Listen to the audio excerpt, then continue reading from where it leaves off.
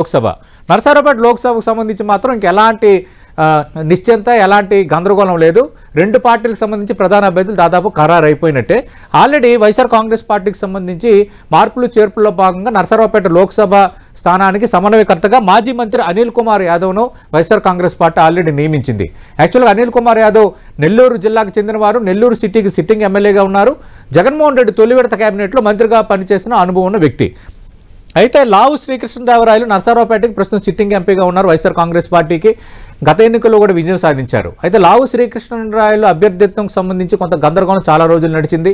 నియోజకవర్గ పరిధిలోని కొందరు శాసనసభ్యులు లావు శ్రీకృష్ణదేవరాయలతో మాకు గుడ్ టర్మ్సే ఉన్నాయి, తిరిగి ఆయన్ని రంగంలో దించాలని కొందరు కోరటము, తర్వాత కొందరు విభిన్న అభిప్రాయాలు వ్యక్తం చేయటం.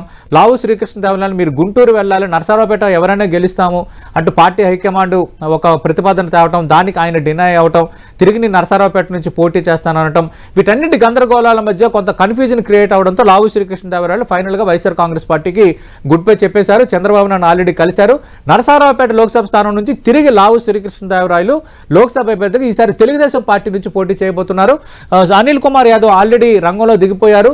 చాలా నియోజకవర్గాలు 1 by 1 తిరుగుతూ ఇప్పటికే ప్రచారం కూడా మొదలుపెట్టిన వాతావరణంలో నర్సారావుపేటలో ఈసారి ఒక బీసీ అభ్యర్థిని రంగంలో దించడం మాకు ఉపకరిస్తుందని వైఎస్ఆర్ కాంగ్రెస్ పార్టీ లెక్కలేసుకుంటుంది.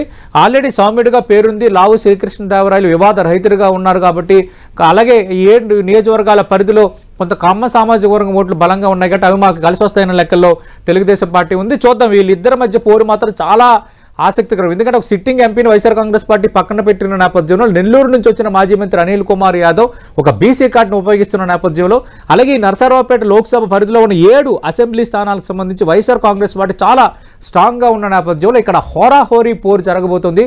నర్సారావుపేటలో ఎవరు గెలుస్తారు అంటే ఎవరు చెప్పని వాతావరణం, అంటే ఆ స్థాయి పోటీ నర్సారావుపేట లోక్సభ స్థానంలో కనిపిస్తోంది. ఇక్కడ గుంటూరు అలాగే బాపట్ల లోక్సభ నియోజకవర్గాలు ఉన్నప్పటికీ ఉమ్మడి గుంటూరులో నర్సారావుపేట మాత్రం చాలా హాట్ సీటు, చాలా ఆసక్తికరమైన పోరైతే ఇక్కడ మనం చూడబోతున్నాం.